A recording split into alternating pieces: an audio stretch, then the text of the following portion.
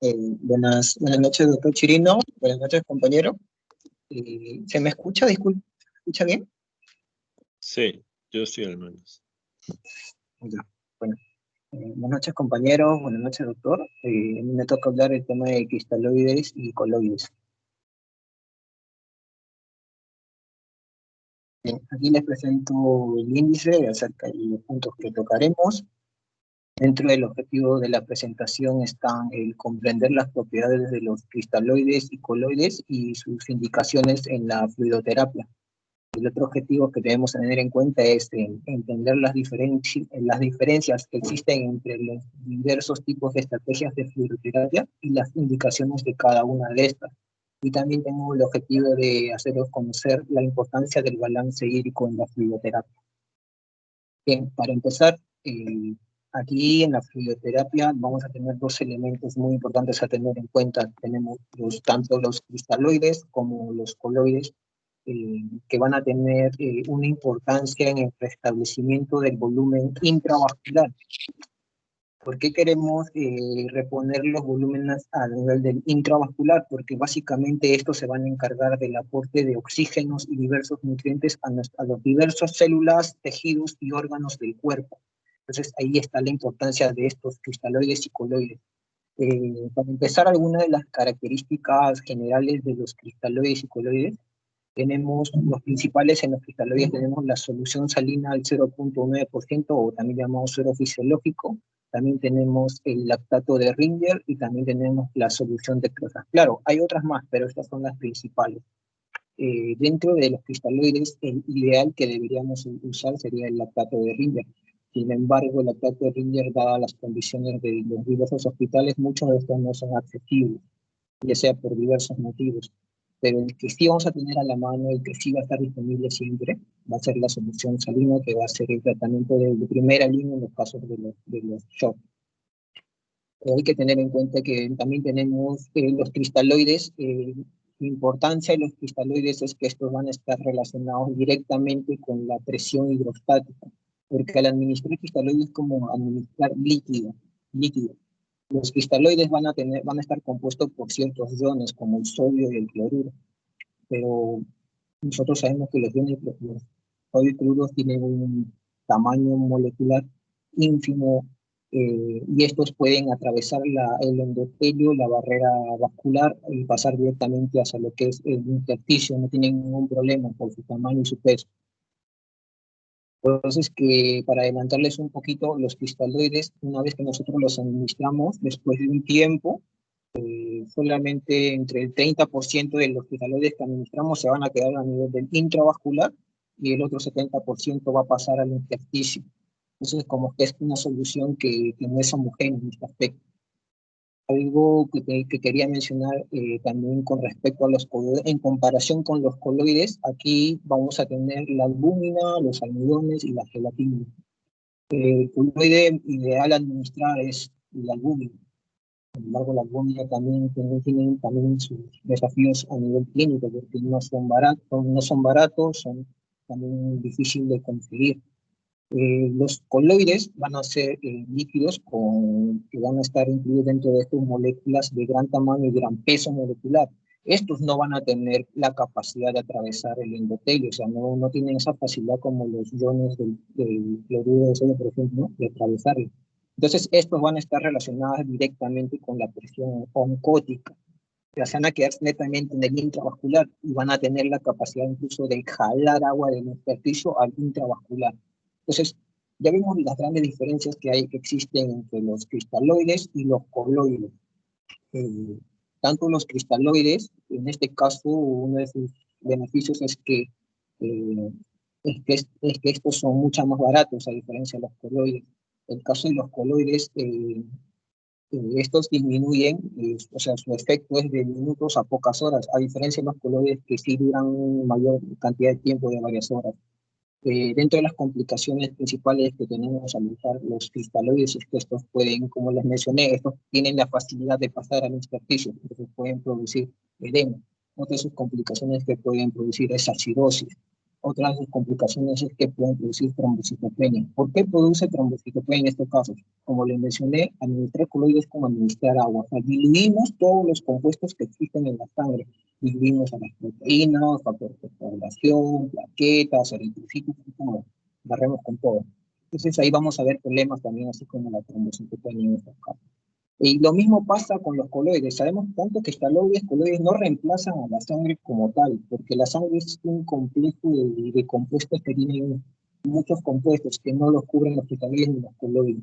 Los coloides tienen dentro de sus efectos adversos principales tienen la falla renal, las alteraciones en la coagulación, pueden producir reacciones alérgicas y en el peor de los casos también muerte en caso de shock anafiláctico. Los cristaloides tienen poca reacción adversa a medicamentos, y es más, los cristaloides se pueden administrar para diluir medicamentos, sangre y entre otros. Incluso para diluir los propios coloides. Los coloides en su presentación no vienen netamente a base de estos también se diluyen con suero fisiológico. En caso de los cristaloides, de los coloides, a diferencia de los cristaloides, estos tienen una dosis fija, no como los cristaloides que también su dosis suelen variar dependiendo de la necesidad que se den. Eso es con respecto a los cristaloides y coloides. Esto, antiguamente, esto es lo que le mencioné acerca de la presión hidrostática y oncótica, eso ya está basado en lo que es la ley de Stirling. Eso es lo que se creía antiguamente, que solamente la regulación de los volúmenes se debía a este fenómeno. Sin embargo, en la actualidad sabemos que existe incluso otro compuesto a nivel del endotelio, que también es uno de los actores principales en esta regulación. ¿Quién es? Les presento al glucocálix, que son esas velocidades que vemos ahí en el mundo del endotelio. El glucocálix es muy importante. ¿Por qué? Porque va a regular la permeabilidad de los vasos. O sea, estos van a determinar quiénes pasan al intersticio en base a su peso y tamaño molecular. También otra de sus capacidades es que estos pueden liberar óxido nítrico para regular el tono vascular, según la necesidad que se tenga. Otro de sus importancia del glucocálix es que modula la respuesta inflamatoria y de la coagulación, porque estos impiden que los componentes como los leucocitos y las plaquetas se adhieran al endotelio y formen trastornos en base a esto, ¿no? Entonces ahí vemos la importancia del glucocálix. El glucocálix es importante por eso. El daño del glucocálix produce una serie de alteraciones que no se imaginan. ¿Y en qué caso se daña el glucocálix? Por ejemplo, se daña en hipervolemias, en hipovolemias, se daña también con las hiperglucemias, las isquemias, las sepsis, por ejemplo, ¿no? Entonces, ahí está la importancia de por qué debemos tratar los pacientes que tienen hipovolemia en caso de shock. Y también tenemos que tener la importancia de tampoco no encharcar a estos pacientes y llevarlos a una hipervolemia, porque también dañamos el glucocálix. Entonces vamos a ver problemas, si se daña el glucocálix vamos a tener problemas de infecciones, problemas de coagulación, y entre otros, ¿no? Bien, para mencionarles un poco de uno de los cristaloides que se utilizan frecuentemente en estos casos, tenemos el cloruro de sodio al 0.9%, también llamado solución salina. Está compuesta de sodio y cloro, valores de entre 154 cada uno, y estos iones le van a dar una molaridad de 308 milimoles por litro. Acá hay algo que mencionar importantísimo. El sodio está en 154, o sea, está como un poquito más elevado de los valores normales que debería, porque el sodio está entre 135 y 145, entonces no está tanto. Pero el problema está aquí con el cloro. Los valores normales son de 95 a 110. Aquí está súper elevadísimo, 154. Entonces, aquí está el problema del cloruro de sodio, el suero fisiológico. Tiene un exceso de cloro, o sea, más de lo que debería tener. Entonces, el cloro es importante porque lo que va a hacer el cloro va a diluir el bicarbonato que se encuentra a nivel de la sangre. Y al diluir el bicarbonato me va a producir una acidosis de tipo metabólica. ¿A causa de qué? De este exceso de cloro. Pues es que dentro de sus desventajas de estos es que producen una acidosis metabólica de tipo hiperclorémica. Ahora, yo les mencioné que el cloruro de sodio solamente, dentro de su distribución, solamente el 30% se va a quedar a nivel del intravascular y el resto va a pasar al intersticio. Entonces, como vemos, al pasar al intersticio una gran cantidad va a tener la capacidad de producir edema. Por ejemplo, Esto va a ser muy importante con respecto a la fluidoterapia. Prácticamente solamente la tercera parte de los líquidos que nosotros administramos, de cloruro de sodio, solamente la tercera parte va a quedar intravascular. Y eso es lo que nosotros queremos reponer. Esa es la importancia, porque ese volumen va a aumentar lo que es el gasto cardíaco, que nos va a permitir que tanto el oxígeno y los diversos nutrientes lleguen a las células y tejidos. Entonces, le voy a poner un ejemplo claro porque es importante. Si un paciente pierde, por ejemplo, 600 mililitros de sangre, ¿cuánto de cloruro de sodio yo tengo que administrar? Solamente le dije que el cloruro de sodio solamente la tercera parte se queda en el intravascular y he perdido sangre en 600 mililitros. Entonces debo administrar 1800 mililitros de cloruro de sodio. La tercera parte de 1800 es 600 y eso es lo que queremos reponer por la sangre perdida que fue de 600 mililitros. Entonces ahí vemos la importancia. Entonces, el uso del cloruro de sodio va a ser importante para reponer los líquidos extravasculares, específicamente del intravascular. Va a ser la primera línea en tratamiento de shocks hemorrágicos, ¿por qué? Por su accesibilidad, su costo y esas cuestiones que lo caracterizan, ¿no? También va a ser útil para poder, en pacientes que tienen deshidratación o hiponatremia, en caso de cetoacidosis o estados hiperosmolar. También es importante para diluir ciertos medicamentos o también utilizarlo en las alcalosis hipoclorémicas, ya que, como les mencioné, esto sería importante dado su efecto adverso que tiene la acidosis hipoclorémica. Suena raro, pero así es. Está contraindicado en la hipoalbuminemia. ¿Por qué? Yo les mencioné que administrar cloruro es como administrar agua. Entonces, ¿qué pasa cuando administramos cloruro de sodio? Diluimos los componentes sanguíneos. Entre las principales proteínas que encontramos en la sangre es la albúmina. Entonces, si han hecho cloruro de sodio, prácticamente lo diluyo y disminuyo los niveles de albúmina y voy a tener mayor presión hidrostática que oncótica. Entonces, lo voy a hinchar peor al paciente, va a presentar mayor edema y toda esa cuestión. También está contraindicado en pacientes que tienen cardiopatías o sufren de hipertensión arterial. Va a haber distintas concentraciones también, además del cero fisiológico, va a haber las concentraciones hipotónicas, que es al 0.45, y va a haber soluciones salinas al 3% y 7.5%, que son ya soluciones hipertónicas. Las hipotónicas van a tener, como su nombre dice, sus niveles en realidad va a ser mucho menor a lo normal que encontramos en la sangre, ¿no? Entonces, en este caso, al tener esa osmolaridad baja, entonces prácticamente estos líquidos van a pasar directamente al intersticio. Entonces, sus usos básicamente de la solución salina hipotónica, en este caso es para estados de hipernatremia, para diluirlos, porque estos como que tienen más líquido que osmoles. También va a ser importante en la diabetes insípida, pacientes que pierden líquidos en la orina de manera excesiva por la inhibición de la hormona antidiurética, pacientes deshidratados y hipernatremias, por ejemplo. Las soluciones hipertónicas las vamos a utilizar en edema cerebral traumático para disminuir la presión intracraneana y en hiponatremia. Su desventaja de las soluciones hipertónicas es que si se corrigen de manera rápida en estos casos puede producir daño a nivel cerebral, como por ejemplo la menólisis central pontina, ¿no? Pero esto básicamente es algunos tipos. Va a haber otros tipos de soluciones hipertónicas también, solución salina al 20%, por ejemplo, pero eso más se usa para diluirlos y crear concentraciones al 3 y al 7.5%, como vemos aquí. Otro importante cristaloide a tener en cuenta es el lactato de Ringer. Acá vemos, por ejemplo, su composición. El caso del sodio está normal, o sea, se asemeja a las concentraciones plasmáticas normales. El cloruro también ha disminuido, a diferencia de la solución salina. En este caso está 112. Pero, ¿qué han hecho en este caso el lactato de Ringer para disminuir el cloruro?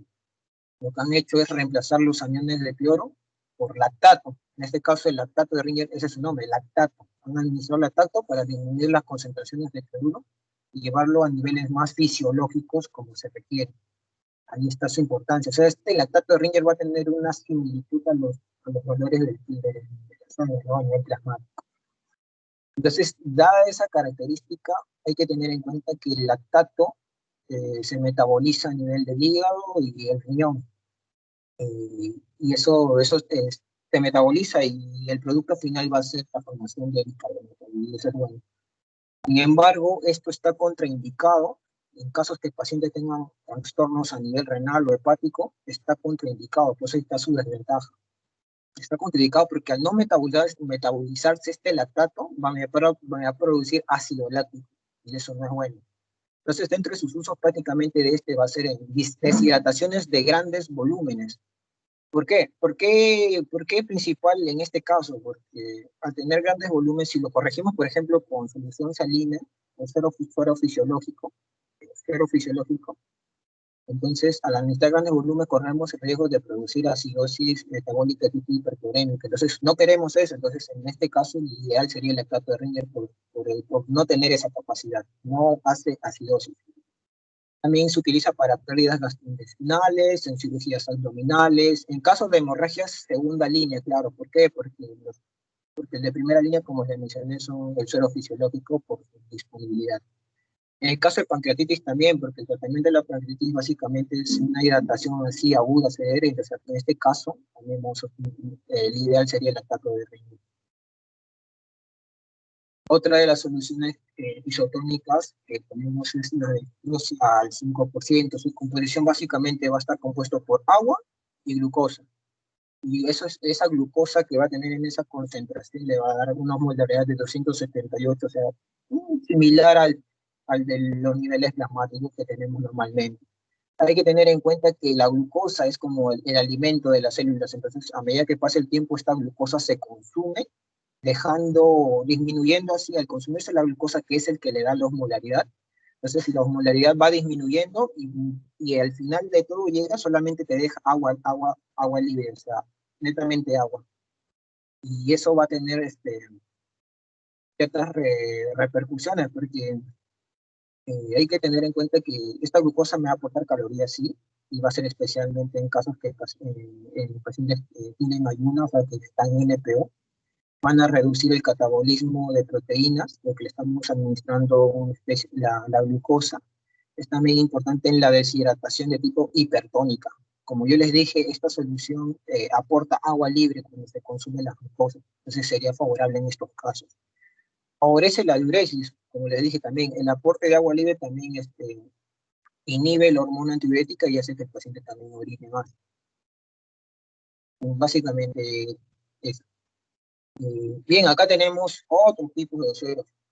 Tenemos los glucosados al 10%, o sea, tienen mayor concentración de glucosa, y estos también se van a utilizar para casos de hipoglucemia por el aporte de glucosa que pueden dar. Otros, cuando por ejemplo a estos glucosados nosotros le administramos electrolitos como el sodio y cloro, nos dan como resultado las soluciones glucosalinas. Estos también se presentan en diversas concentraciones, ya al 0.2% o 0.3% en proporción a los electrolitos que aportan, ¿no? Básicamente estos se utilizan en dosis de mantenimiento postoperatorio, por ejemplo, porque aportan no solamente calorías, sino electrolitos, que también ustedes saben que los electrolitos son importantes para el día a día. Entonces, ahí está. Entrando a los cristaloides, entrando a los coloides, tenemos coloides de tipo natural y también tenemos coloides sintéticos. Los coloides naturales se van a obtener del humano prácticamente, porque el humano produce la albúmina. Produce la albúmina y estos se obtienen a través de las donaciones de sangre, se fracciona y a partir de ellos se obtiene la albúmina. La albúmina, así como los coloides, solamente se quedan en el intravascular. Estos no son como los iones de sodio y cloro que pasan al intersticio.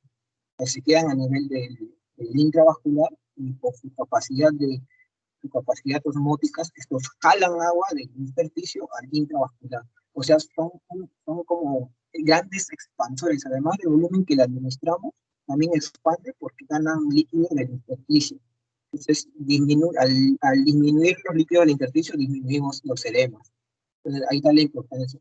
Entonces, que es importante la indicación de estos en enfermos hipovolémicos, básicamente en pacientes que sufren quemaduras, ¿no? Porque en las quemaduras no solamente se pierden líquidos, sino también pierden compuestos del plasma, básicamente como las proteínas, y sería ideal también reponer la albúmina en estos casos. En casos de edema cerebral también, por su capacidad de disminuir los edemas. El cerebro es un órgano sensible. En caso de hepatopatías, porque las hepatopatías disminuyen la producción de albúmina, entonces también sería correcto en este caso. En caso de paracentesis evacuatorias también se utiliza, y en el caso de síndrome nefrótico también. Dentro de con las desventajas de la albúmina, y estos también tienen la capacidad de producir reacciones alérgicas, y va a estar contraindicado en el traumatismo craneoencefálico. Dentro de los coloides sintéticos, vamos a tener las gelatinas y los almidones. Las gelatinas se van a obtener a través del colágeno bovino, el cual, al obtenerlo de estos animales, corremos el riesgo de producir infecciones por priones, ¿no? Como la encefalopatía espongiforme, porque estos se obtienen a través del colágeno. Entonces, estos, como son de animales, entonces corremos ese riesgo con las gelatinas. Las gelatinas tienen un menor peso molecular y su eliminación es mucho más rápida, a diferencia de los demás coloides, pues, que su vida media de estos a nivel intravascular es corta, aproximadamente de 3 horas. Las gelatinas, prácticamente los principales tipos tenemos las poligelinas y las gelatinas succiniladas, ¿no?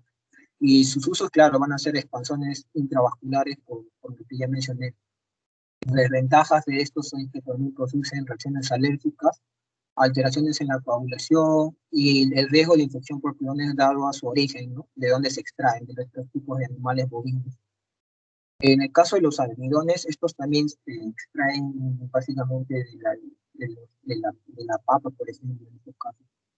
También su uso va a ser por su efecto oncótico, también va a ser un expansor intravascular. Estos tienen una mayor resistencia a la degradación, por ejemplo, su efecto en el caso de los almidones es mucho más prolongado. Y bueno, eso es importante con respecto a los coloides. Acá vemos, por ejemplo, los diversos tipos de coloides que presentamos. Yo les mencioné que los coloides, además de sus contenidos, las moléculas que contienen, estos se diluyen en suero fisiológico, pues es que contienen también electrolitos como el sodio y el cloro.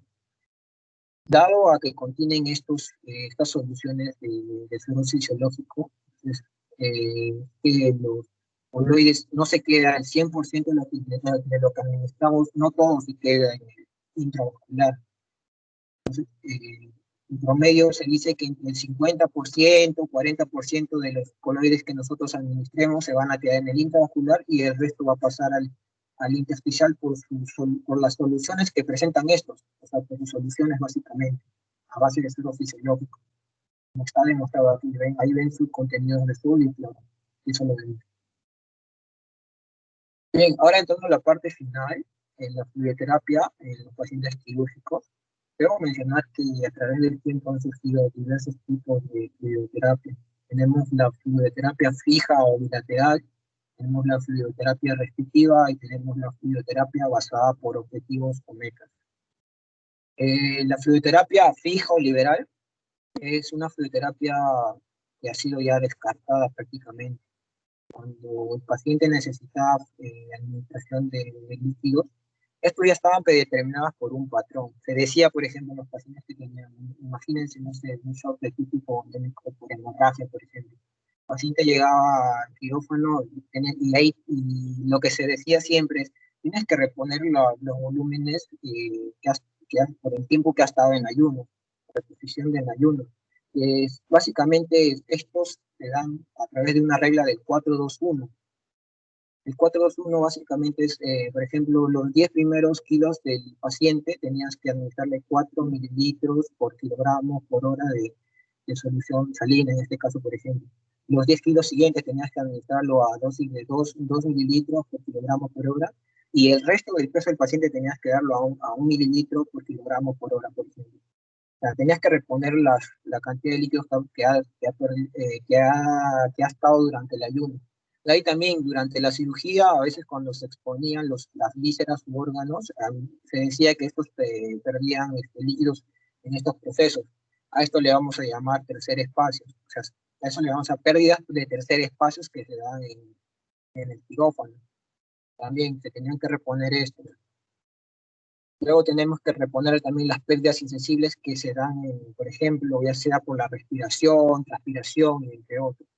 También decías que tenías que reponerlo del sangrado también, la posición del sangrado y la posición durante la diuresis. Actualmente se sabe, con los estudios que se han realizado actualmente, se sabe que la reposición de ayunos no es necesario. ¿Por qué? Porque el cuerpo es sabio, el cuerpo se regula por sí mismo y se sabe que es innecesario reposicionar los volúmenes durante el ayuno. Entonces, descartado actualmente. También se dice que la pérdida de líquidos por tercer espacio también no existe, entonces también ha sido descartado. Y antiguamente también se creía que las pérdidas insensibles eran demasiado sobrevaloradas. Por ejemplo, antes se creían que debían administrarse a dosis de 5 a 15 mililitros por kilogramo por hora del paciente. Es demasiado exagerado. Actualmente ya se sabe que esa proporción es demasiado y actualmente solamente utilizan de 1 a 2 mililitros por kilogramo por hora. Entonces, dado a esos criterios que le di respecto a las correcciones que se dan en esta terapia fija o liberal, es que se ha ido descartando este tipo de terapia, se ha ido descartando. ¿Por qué? Porque los pacientes que eran sometidos a este tipo de terapia terminaban con 4 a 6 a 10 kilos de más. ¿Y cómo se explica esos kilos de más? Porque se le administraba un exceso de fluidos a estos pacientes por lo del ayuno, el tercer espacio y las pérdidas sensibles que se ha demostrado que son innecesarios. Entonces, ahí se da. Entonces, los pacientes los encharcábamos. Y como yo les dije, una de las causas de por qué malogramos el glucocáliz, que es importantísimo, ya sea por hipovolemia o por hipervolemia. En este caso, hipervolemia por esta terapia excesiva de líquido, de fluido. Malogramos el glucocáliz y entonces el paciente presenta aumento de infecciones, de incidencias, fallas renales, edemas, acidosis hiperclorémicas. En el caso tenemos también producía ilioparalítico y así. Esta terapia prácticamente ya ha sido desplazada por los errores que ha tenido a nivel de los estudios que se ha evidenciado. Luego tenemos la terapia restrictiva. La terapia restrictiva, ¿qué te dice? Te dice que solamente debes reponer los volúmenes que se han perdido, netamente eso. Acá no tienes que administrar líquidos por ayuno, por tercer espacio, no tienes que administrar tampoco, en el caso de las pérdidas insensibles, no se tienen que dar dosis exageradas. Acá se ha replanteado que solamente debe darse entre 1 a 2 mililitros por kilogramo por hora como máximo. Entonces, como que tratar de llevarlo, de reponer el volumen necesario que requiere el paciente, sin darle más, sin darle menos. A eso se refiere la terapia restrictiva. Claro, basándose en parámetros hemodinámicos, en este caso inexactos, ya sea presión arterial, frecuencia respiratoria, por ejemplo, el gasto urinario y cosas así, ¿no? Parámetros hemodinámicos inexactos, porque estos no reflejan el grado de perfusión que hay a nivel de los tejidos. Entonces, este tipo de terapia, al reponer solamente lo necesario, se ha visto como consecuencia la disminución del hilo paralítico postoperatorio, disminución de complicaciones postoperatorio, disminución de la estancia hospitalaria. Entonces, tiene mucho más beneficios, o sea, dar lo necesario, los líquidos que necesitan los pacientes, netamente, no darle ni más ni menos. Eso es restrictivo. Ahora, si queremos ser más exquisitos que el restrictivo, existe otro tipo de terapia, la basada por objetivos y metas. A diferencia del también, se suele cumplir lo mismo que dice la restrictiva, dar lo necesario, solamente reponer lo necesario. Sin embargo, en la basada por objetivos, tiene objetivos. Es un poco más exquisita, requiere de tecnología, requiere de experiencia por parte de la anestesióloga en este caso. Básicamente aquí no se administran los parámetros hemodinámicos de tipo exacto, o sea, exactos, aquellos que me reflejen la perfusión tisular exacta. Entonces acá, por ejemplo, se utiliza la ecocardiografía transesofágica, porque esto me va a indicar cuánto es el gasto cardíaco del corazón, cuánto es la fracción de eyección ventricular izquierda del corazón, por ejemplo, me decía el aporte de oxígeno a las células, tejidos, el consumo de oxígeno de esto, o sea, es un patrón más exacto. Por ejemplo, alguna disminución en estos valores que he mencionado, por ejemplo, te dicen, no tienes que reponer un volumen para llegar a sus valores normales y mantenerlos ahí, en ese límite. Entonces, es como que un procedimiento mucho más exacto, más fino. Entonces, este tipo de terapia basada por objetivos es especialmente en aquellos pacientes que tienen cirugía de riesgo mayor, o sea, cirugías complejas, cirugías que tienen una alta tasa de mortalidad, porque son como que más específicas. Consecuencias de, o sea, ¿qué consecuencias trae este tipo de tragedia? Vamos a ver la reducción de complicaciones postoperatorias, como las insuficiencias de órganos, disidencias, va a haber una mayor supervivencia de enfermos críticos, cortas estancias hospitalarias, o sea, tienen mucho más beneficios. Entonces, por lo tanto, tanto en la restrictiva, en la fisioterapia, tanto restrictiva como en la basada por objetivos, al reposicionar solamente los volúmenes que requiere, cuidan el glucocálix. Entonces, ahí se ve reflejado las consecuencias que tienen, son mucho más beneficiosas. Dentro de la terapia que se utiliza actualmente, básicamente las más comunes es la restrictiva. Las basadas por objetivos se utilizan menos porque, como les mencioné, estos requieren de mayor tecnología, la ecocardiografía transesofágica, por ejemplo, requieren de experiencia por parte del anestesiólogo, por ejemplo, y así.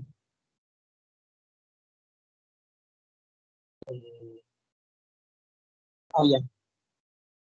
Aquí para mencionarles también, yo les mencioné, por ejemplo, en el caso hipotético del paciente, por ejemplo, que había sangrado 600 mililitros de sangre, en la restrictiva, por ejemplo, para reponer ese volumen, será multiplicando por 3 y en el caso de que administremos los cristaloides, multiplicarlos por 3. Eso es siempre y cuando nosotros sepamos la cantidad de sangre que ha perdido, ¿no? Sabemos que ha perdido 600, ya sea en el transcurso o a nivel operatorio, por ejemplo, entonces el ministro en cantidad de cristaloides por 3. Si perdió 600, le tengo que medir el cristaloide 1800. Exactamente le doy lo que ha perdido. En caso de que no sepamos, también hay otro método. Se dice que para poder administrar esto también se le puede dar así de manera de bolos o infusiones de 20 a 30 mililitros por kilogramo de peso. Ese es el caso inicial, ¿no? Luego derivaríamos entonces una terapia ya de mantenimiento de 1 a 2 mililitros por kilogramo de peso. Ese es el caso de los cristaloides. En el caso de los coloides, se puede iniciar con un bolo de 20, en este caso ya no de 20 a 30, sino un bolo de 20 mililitros por kilogramo de peso. Porque los coloides tienden a conservarse más en el intravascular, a diferencia de los cristaloides. Pues ahí la explicación de vida, porque uno es de 20 a 30 y por qué el otro es de 20 mililitros por kilogramo. Entonces ahí vemos los diferentes tipos de estudios. Acá tenemos el balance hídrico. El balance hídrico es importante porque nos va a permitir administrar tanto los ingresos de líquidos del paciente como los ingresos clásicos, el consumo de agua de los pacientes, el consumo de agua de los alimentos, el agua metabólica, o sea, el agua que se produce en los diferentes procesos metabólicos del cuerpo. Lo vemos ahí, un total de 2.500. Tienen que ser igual a los egresos. Los egresos se dan, por ejemplo, por la orina, las heces, la respiración, la piel. Claro, estos no son parámetros. ¿Verdad? Por ejemplo, si el paciente ha perdido, no sé, alguna cantidad de volumen a través de los vómitos, entonces tenemos que incluirlos en los egresos. El paciente, por ejemplo, ha sido aspirado por sonda nasogástrica, el contenido alimenticio, también tenemos que agregarlo en los egresos y calibrarlo, administrarle estas pérdidas para que tanto la eliminación como los ingresos líquidos sean iguales, mantener ese balance hídrico que se necesita. Ahora, el balance hídrico tiene 3 tipos. El normal. Normal es cuando tanto los ingresos como los egresos son iguales. Positivo cuando los ingresos son mayores a la eliminación y lo negativo cuando los ingresos son menores a la eliminación. También hay una clasificación según el tiempo. También hay parcial, cuando esto solamente se hace en un intervalo de tiempo, y total cuando el balance hídrico se hace en 24 horas. Bien, ahora entramos en lo que es las conclusiones. Con respecto a los cristaloides y coloides, hay que tener en cuenta que se ha demostrado a través de diversos estudios, eh, se ha demostrado que ninguno es mejor que el otro. Los dos tienen la misma finalidad, expandir a nivel intravascular. Los usos de esto van a estar determinados por ciertos factores, ya dado las circunstancias, la experiencia de administración, la disponibilidad, el costo de esto, y entre otros. Entonces ya ven cómo hacen. Ahí está disponible las herramientas que se pueden dar. Se dice también que los cristaloides este tratamiento de primera línea en la reposición de volumen. Entonces, a través del suero fisiológico. Sin embargo, el ideal sería la capa de Ringier, pero como yo les mencioné, la capa de Ringier no es accesible en todos los centros. Costo y para poder incluso pedir la capa también tienes que hacer como una especie de trámite y cosas. Entonces, no es algo que se tenga de primera mano. Entonces, que se usa solo. Con respecto a los proveedores, el más ideal es transferir el alumno. Como hemos mencionado, la fisioterapia basada por objetivos va a ser la más ideal, dada que tiene una baja tasa de complicaciones postoperatorias. Y estos van a ser indicados especialmente en aquellos pacientes que se les va a realizar cirugías mayores, ¿no? O sea, de alta complejidad que llevan una mayor tasa de hay que tener también en cuenta que el balance hídrico es importante en el paciente para poder mantenerlo en una normalización.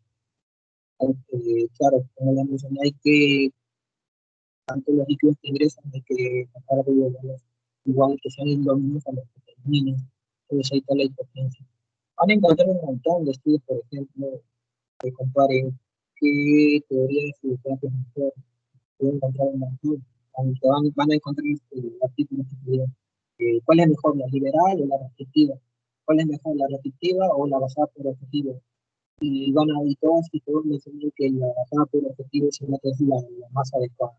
Pero dados sus desventajas que tienen, que ya mencioné, utilizan menos. Entonces, en este caso, para nosotros nos conviene entonces utilizar una carta restrictiva. Aquí dejo la bibliografía y eso sería todo. Gracias.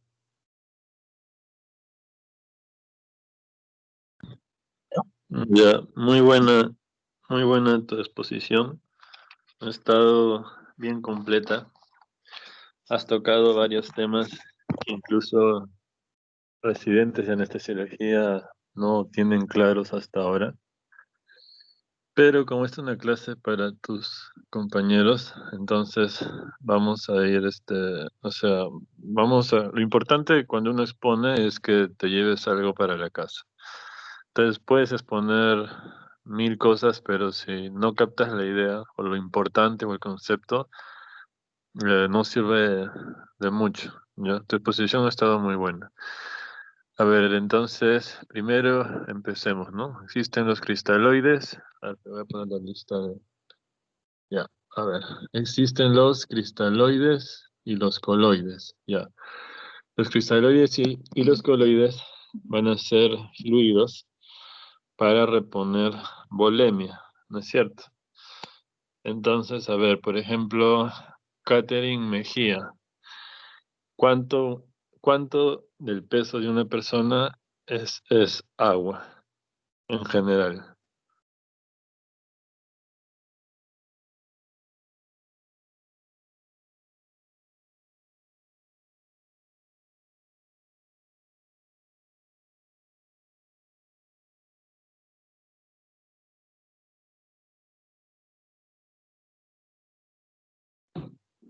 Catherine. A ver, Efraín. Efraín. Aproximadamente un 60%, doctor. Ya, y ese 60% se va a dividir en dos, ¿no es cierto? En líquido intracelular y en líquido extracelular, ¿no es cierto? ¿Cuánto es el intracelular? O sea, ¿cuánto de ese 60% es el intracelular? El intra es mayor, es 40% y el extra es 20%. Exacto.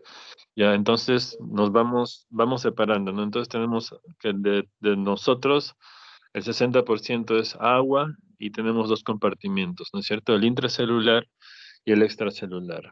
Ya el intracelular es dentro de la célula, más o menos es las dos terceras partes de ese 60% y la tercera parte que queda es en el extracelular. Ahora, en el extracelular se va a dividir en dos, ¿no es cierto? ¿En qué se divide el extracelular?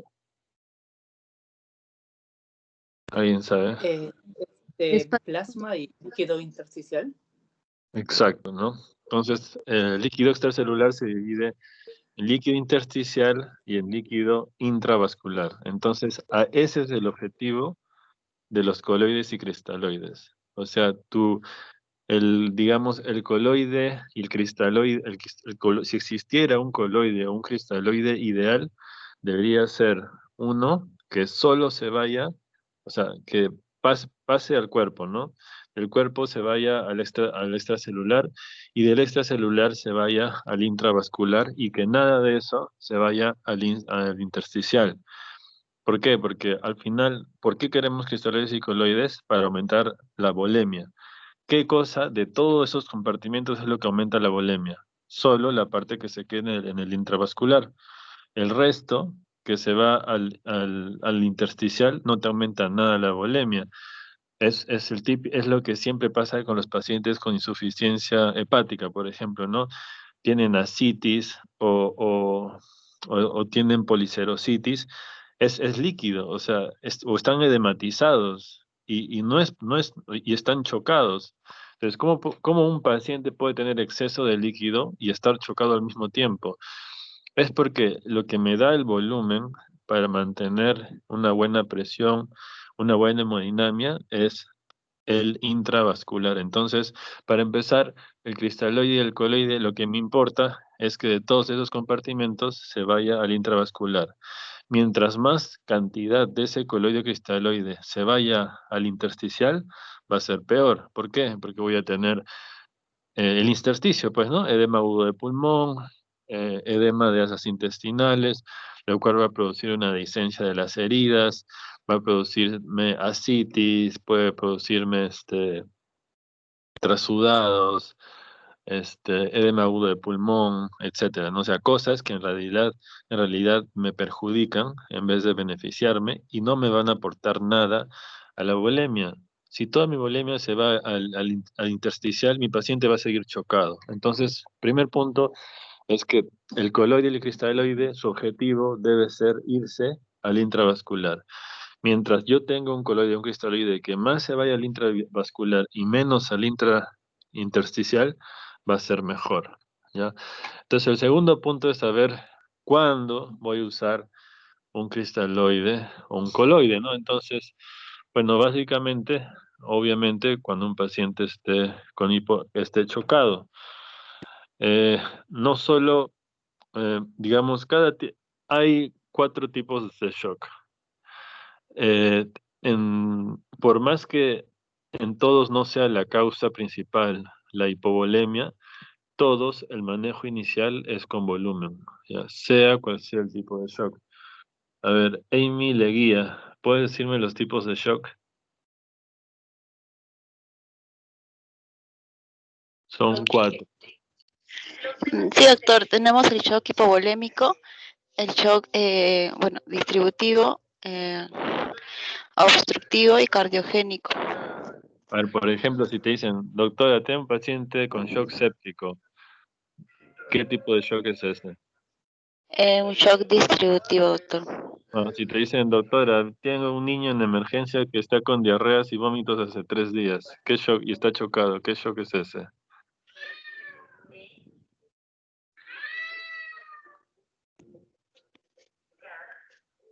Un niño que hace 3 días está con diarreas y vómitos y llega y está chocado, ¿qué shock es? Este caso sería hipovolémico, doctor. Claro, hipovolémico, ¿no? Y si te viene un baleado que está sangrando, ¿qué tipo de shock sería?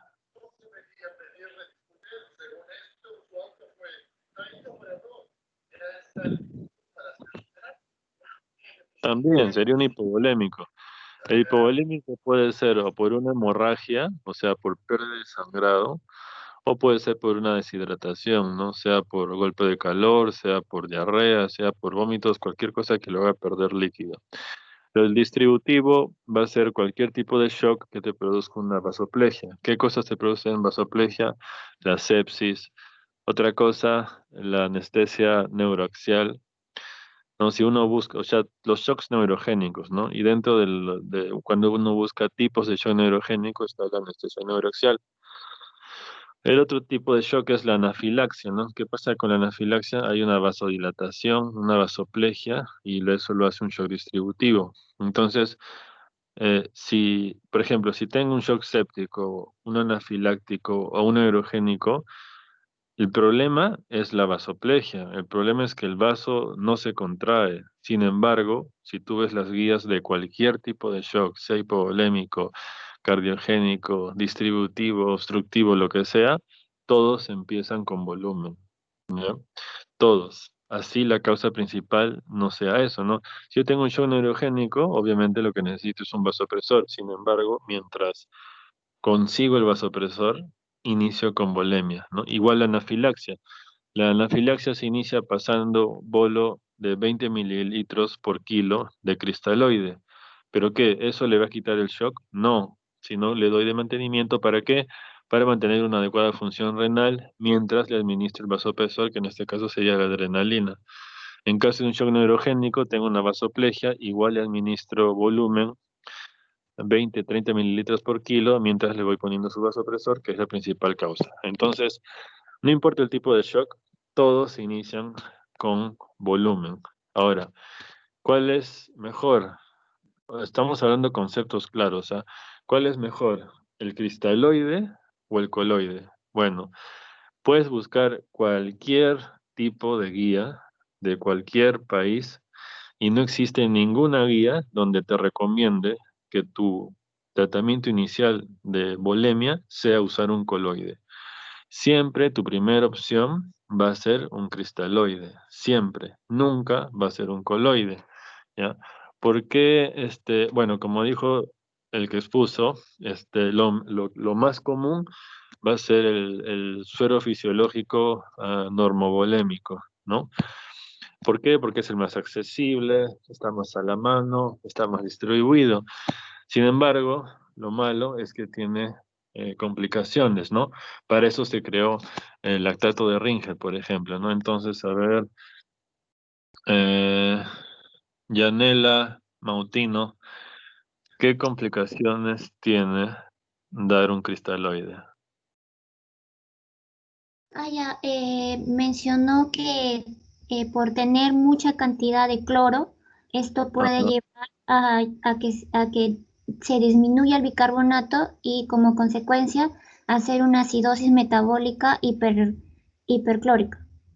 Hiperclorémica, ajá, muy bien. Entonces, para eso se creó el lactato de Ringer, ¿no es cierto? Que justamente tiene aniones que van a evitar que se produzca esa acidosis, ¿ya? Pero, como bien lo dijo tu compañero, es muy difícil, es más caro y es difícil de conseguir, ¿no? Incluso en los hospitales grandes no hay y se sigue usando cloruro de sodio y ya sabes que en el LAGA te va a salir tu acidosis hiperclorémica, pero ya sabes cuál es la causa, ¿no es cierto? Ya. Entonces, bueno, para empezar, como le estaba diciendo, todas las guías de todos los shocks, el primer paso es la volemia. Lo segundo, que siempre la primera recomendación es usar un cristaloide, no un coloide. Tiene, ¿cuál es la diferencia? O sea, como un cristaloide, a ver, Jesús Luna, ¿cómo un cristaloide consigue aumentar la volemia y cómo un coloide consigue aumentar la volemia? ¿O es igual? ¿Cuál es la diferencia entre sus métodos de aumentar la volemia? Ah, el cristaloide principalmente aumenta el volumen a nivel intravascular, mientras que el coloide creo que es mediante la presión oncótica, coloidosmótica. ¿Que la presión oncótica dónde está? Ya tú dices que el cristaloide aumenta el volumen intravascular a través de la presión, ¿qué dijiste? ¿Presión qué? Perdón, el ¿Qué? cristaloide, la oncótica, No, el cristaloide, ¿cómo aumenta la presión, el volumen? mediante la presión hidrostática del intravascular. Ya. ¿Y el coloide? Mediante la presión oncótica. Ya. ¿Qué es la presión hidrostática? Una es la presión que forma el líquido, en este caso, el líquido, ¿no? y la oncótica por las proteínas. Ya mira, si tú dibujas, bueno, no hay para dibujar, ¿no? Pero imagínate que dibujas una manguera. La presión hidrostática va a ser la presión que empuja las paredes de la manguera, mientras que la presión oncótica va a ser la presión que empuja, pero hacia adentro, las paredes de la manguera. Entonces, el cristaloide lo que hace es, como su nombre lo dice, son cristaloides, está lleno de electrolitos, iones, o sea, sustancias que pasan con facilidad la membrana capilar. Entonces lo que van a causar es una gradiente entre el intravascular y el extravascular. Entonces, a través de una presión, o sea, a través de una gradiente osmótica, es que como hay más solutos en el intravascular, va a hacer que el agua pase, al menos momentáneamente, hacia el intravascular. Y esa es la manera de cómo va a aumentar la presión inicialmente. Obviamente luego eso se revierte y al final termina más líquido en el intersticio que en el intravascular. Pero originalmente, al menos en la primera media hora, así es como lo hace. Mientras que el coloide ya no tiene electrolitos, no tiene iones, no tiene sustancias de bajo peso molecular, sino todo lo contrario, tiene sustancias de alto peso molecular que no son fáciles o no pasan por su tamaño la membrana capilar. Entonces, ya no van a usar la presión osmótica o la gradiente osmótica, sino van a usar la presión oncótica, que como tiene bastante contenido adentro y no puede pasar al intersticio en un inicio, porque al final también pasa, lo que hace es jalar agua del intersticial al intravascular. ¿Ya? A ver, Carla, no, a ver, Natalie Limasca, dime dime las complicaciones de usar, aparte de la acidosis hiperclorémica que ya dijo tu compañera, dime las complicaciones de usar un cristaloide y las complicaciones de usar un coloide.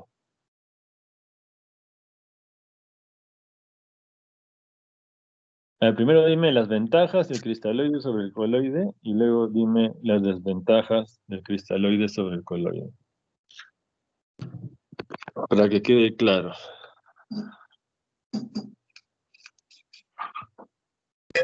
Doctor, buenas noches. Buenas. En este caso, doctor, un cristaloide. Bueno, primero voy a hablar sobre las ventajas del cristaloide, ¿verdad, doctor? Sí, dime. Bueno, en este caso las ventajas, una de las ventajas que nos van a dar los cristaloides,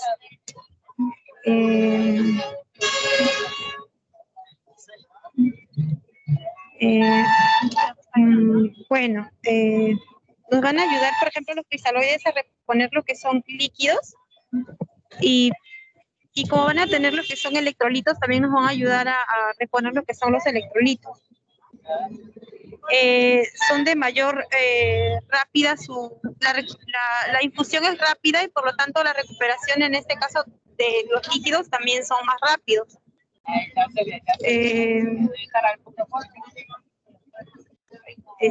ver.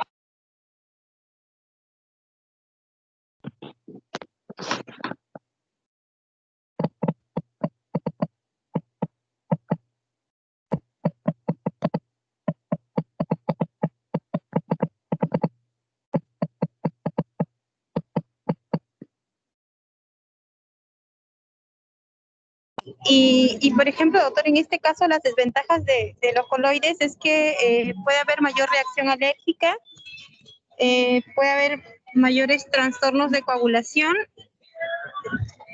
y puede también producirme una falla renal.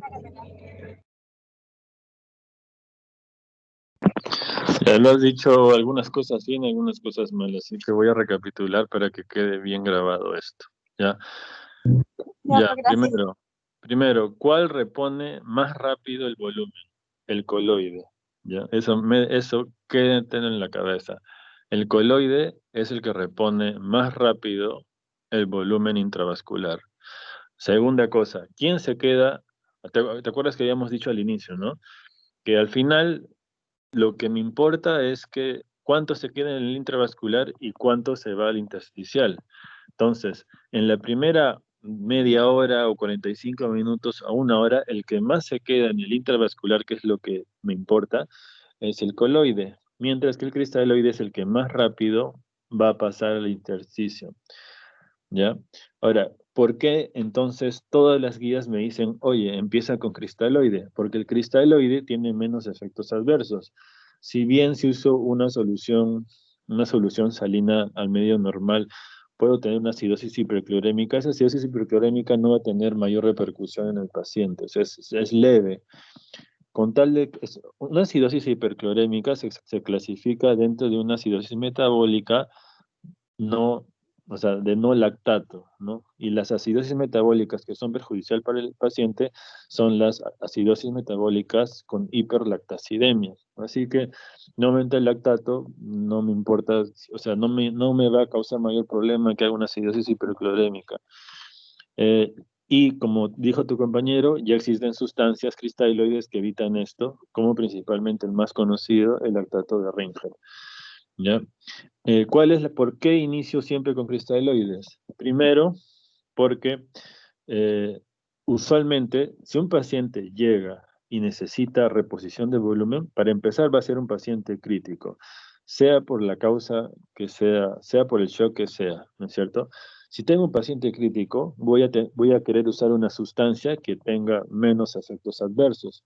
Entonces, los cristaloides tienen menos efectos adversos. ¿Por qué? Porque como tienen iones, como tienen electrolitos que ya están en nuestro cuerpo, o sea, tienen sodio, tienen cloro, algunos le ponen potasio, o sea, son cosas que ya tenemos en nuestro cuerpo, entonces nuestro cuerpo no va a hacer alergia al sodio, si ya tenemos un montón de sodio en el cuerpo.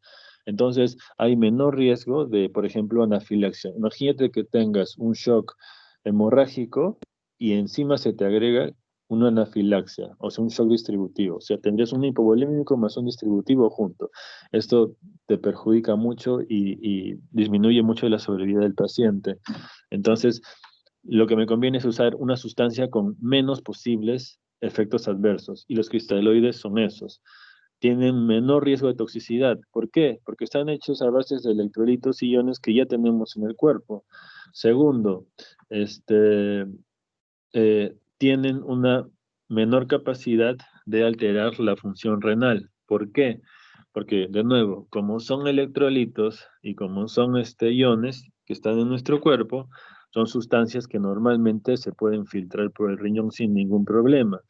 Mientras que los coloides, recordemos que son sustancias gelatinas o pueden ser gelatinas, almidones o que son sintéticos o pueden ser naturales como la albúmina, son sustancias de alto peso molecular que justamente como juegan con la presión oncótica, hacen que cuando llegan al riñón no pueden filtrarse, entonces se acumulan en el riñón y tengo un mayor riesgo de falla renal.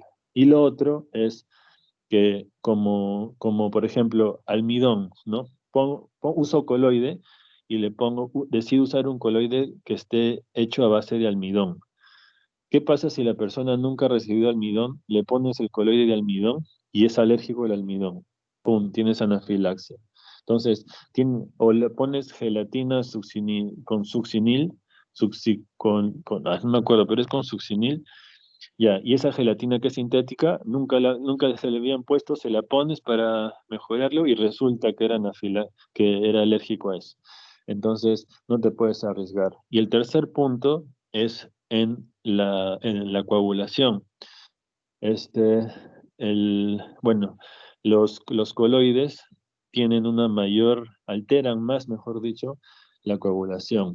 Los cristaloides también pueden alterar, como dijo tu compañero, ¿no? Diluyendo y todo eso, pero va a ser muy raro, la verdad, que ayuden, ¿no? Y finalmente, recordemos que la triada de la muerte tiene que ver con la alteración de la coagulación, la acidosis, ¿no?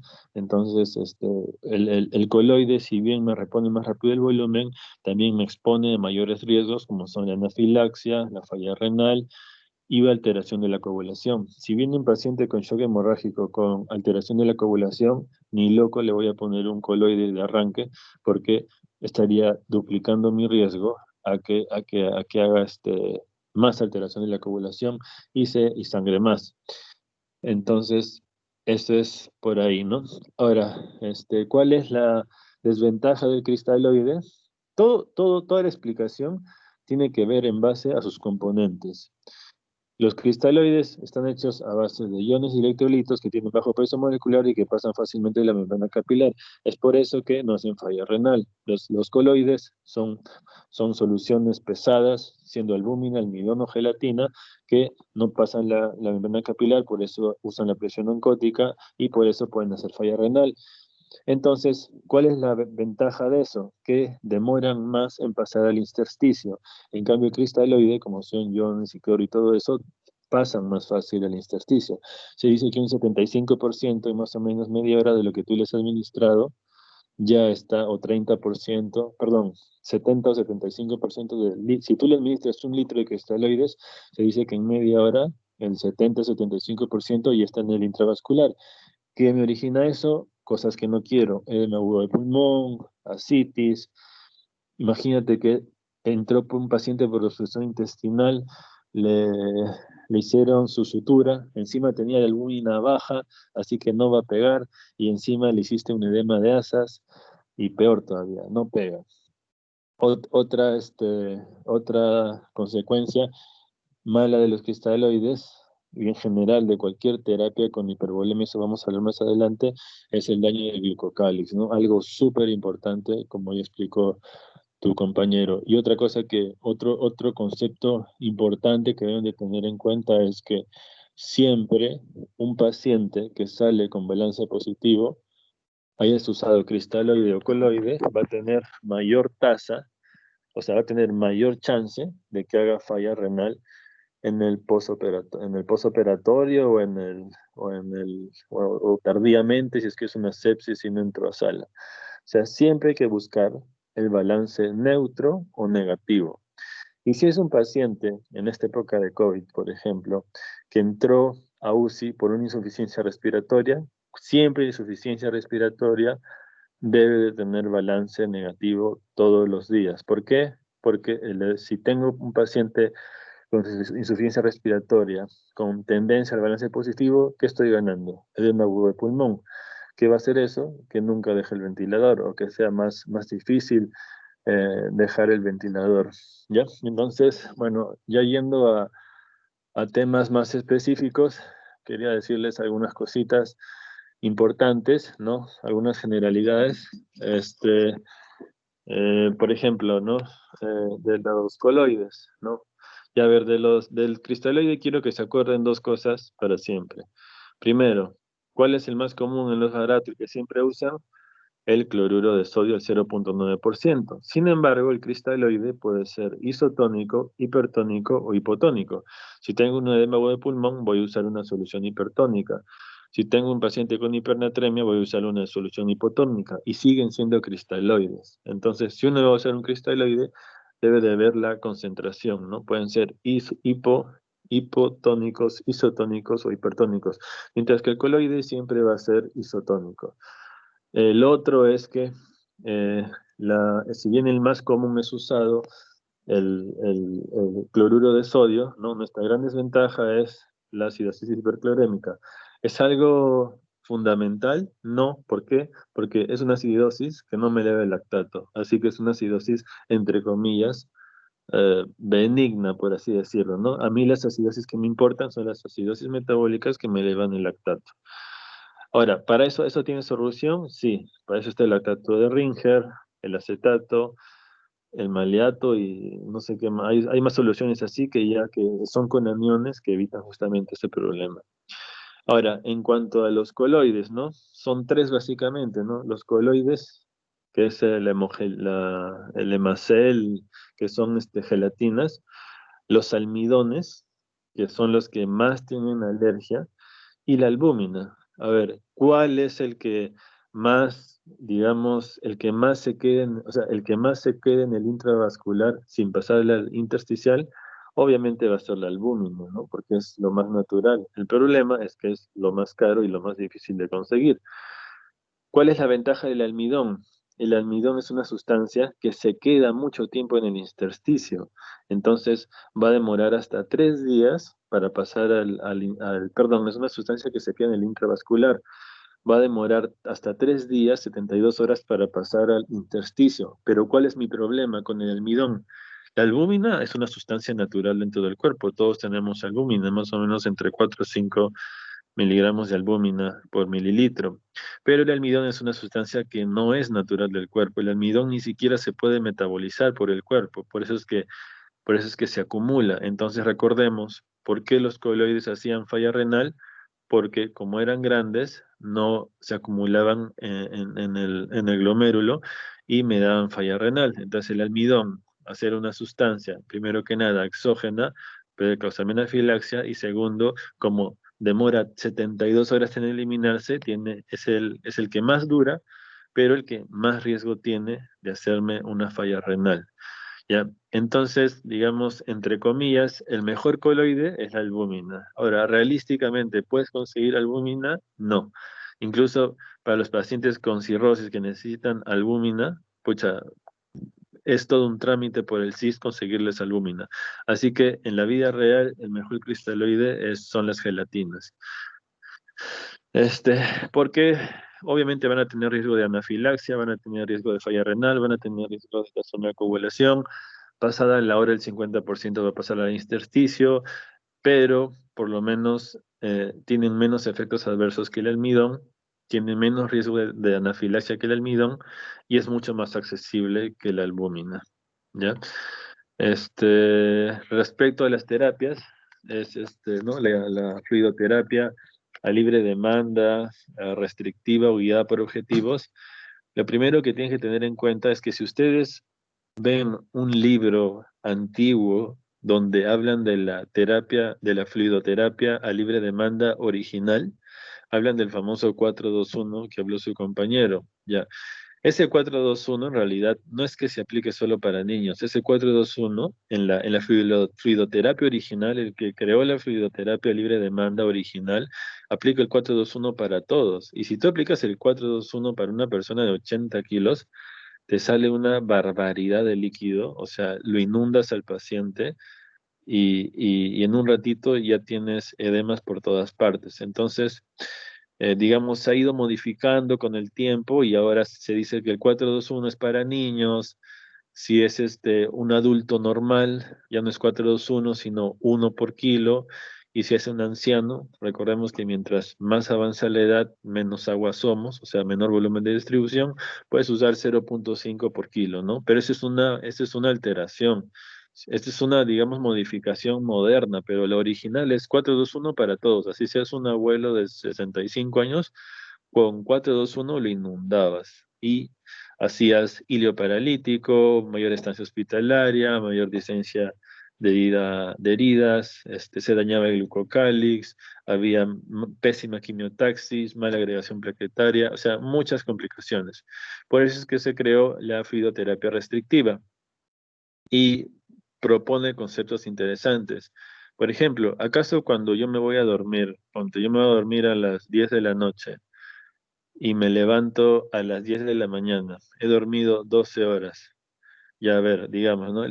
Yo peso 90 kilos, he dormido, ya ponle que dormí 10 horas, ya mejor.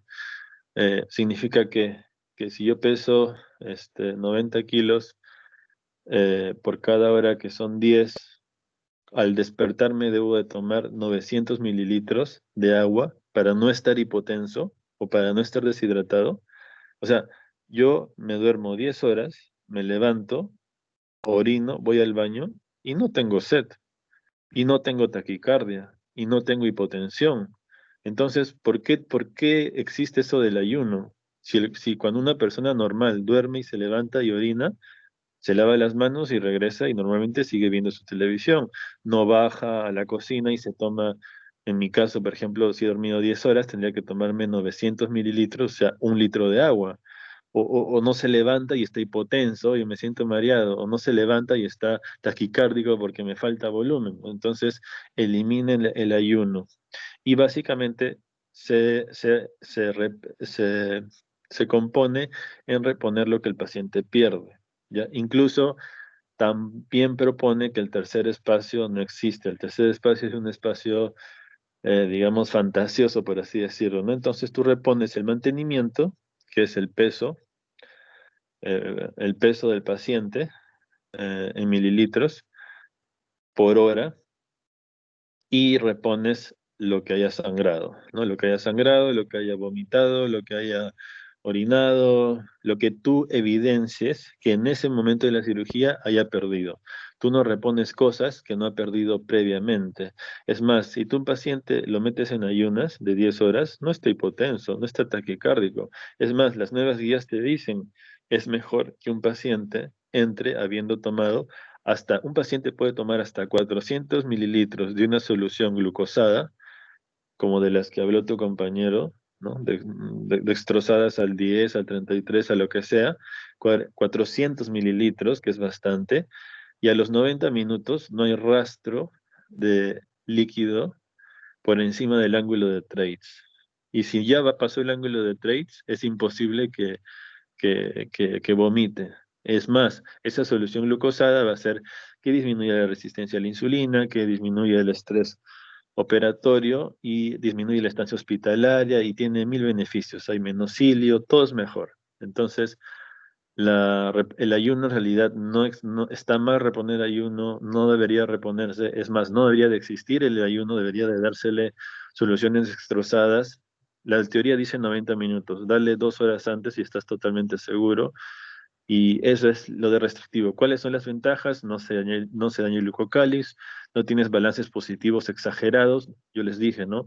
Todo paciente con balance positivo tiene más riesgo de tener falla renal que un paciente con balance neutro o balance negativo. Y más aún si es un paciente que la razón por la cual está en el hospital es por una insuficiencia respiratoria o de causa pulmonar. Y ya bueno, y luego se afinó. Eso es basado en, digamos, cosas como más, o sea, menos invasivas, ¿no? Por ejemplo, la diuresis, el llenado capilar, ¿no? Sin embargo, por ejemplo, se hizo un estudio, ¿no? Para decir, oye, el paciente está chocado, ¿responde a fluidos o ya no responde a fluidos? Entonces, eso se llama fluid responsiveness, ¿no? Y una manera subvalorada por esta nueva época donde todo es examen de laboratorio y que resultó ser más efectiva para ver si el paciente necesita o no necesita volumen, es algo tan simple como ver el llenado capilar. Es manejar un paciente con fluidos basado en el llenado capilar, que no es ni siquiera algo invasivo, resultó ser más efectivo que con lactato. ¿El lactato por qué se forma? El lactato se forma porque hay hipoperfusión. ¿Por qué hay hipoperfusión? Porque hay hipovolemia. Sin embargo, el lactato no solo se forma por hipoperfusión. El estado inflamatorio del paciente puede predisponer a formar más lactato de lo que en realidad de lo que en realidad se forma por hipoperfusión. Entonces puede ser que el paciente ya no necesite líquido, pero el lactato sigue elevado, pero no es por la hipoperfusión, sino es por el estado metabólico, hipercatabólico de la sepsis.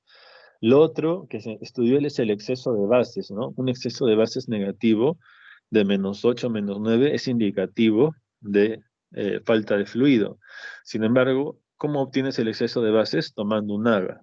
¿Qué es más rápido? ¿Tomar un AGA y procesarlo o simplemente cogerle la uña, apretársela y ver cuánto demora en llenarse, ¿no? Si demora menos de 3 segundos, el paciente no necesita líquido. Si demora 5 segundos, necesita líquido. O sea, y ya se demostró que tener una hidratación, una fluidoterapia basada en algo tan simple como el llenado capilar es mucho más efectivo y mucho mejor, disminuye tanto la morbilidad y la mortalidad que estarlo haciendo con exámenes auxiliares como lactato o exceso de bases. Eso ya está demostrado.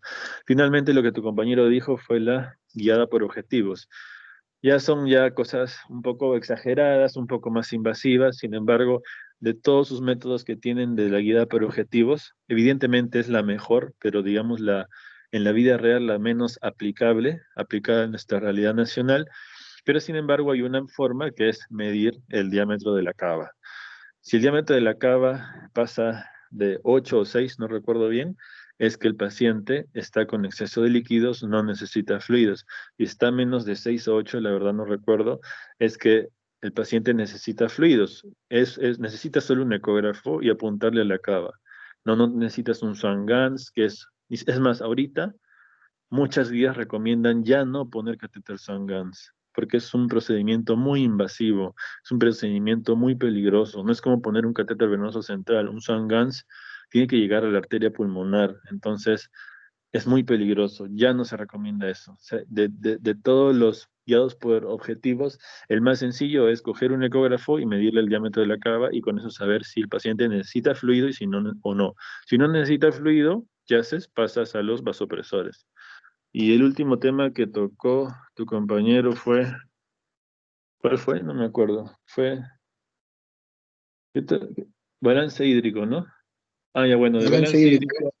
Sí, de balance hídrico ya hablé. Lo de balance hídrico, lo que quiero que se acuerden para siempre es, nunca un paciente con balance hídrico positivo va a ser mejor que un paciente con balance hídrico neutro negativo.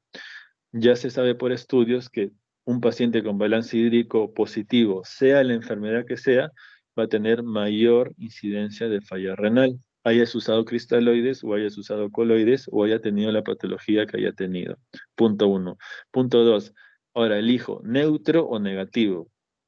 Si la causa del paciente que está hospitalizado en UCI o en una cama de medicina es pulmonar, puede ser un EPOC, una neumonía, que solo requiere hospitalización, una neumonía grave por COVID y metilación mecánica, ahí sí, siempre el balance debe ser negativo. Debes de buscar un balance negativo siempre. ¿Por qué? Porque evitas el edema agudo de pulmón. ¿Ya? Creo que no se me escapa nada. No recuerden, ¿no? ¿Cuál es el mejor el cristaloide más efectivo? ¿Cuál es? El mejor es el lactato de Ringer, porque no me da acidosis hiperclorémica, porque no es tan ácido, porque es un anión. Pero ¿cuál es el más accesible? El cloruro de sodio. ¿Tendré problemas por la acidosis hiperclorémica? No, porque no me eleva el lactato. En cuanto a los coloides, ¿no? Gelatinas, almidones y albúmina. ¿Cuál es el mejor? La albúmina. Realísticamente, si te viene un chocado, ¿puedes pedir albúmina? Jamás. Eso no pasa en la vida real. Te queda coloide y gelatina. ¿Cuál es el que más tiempo se mantiene en la sangre?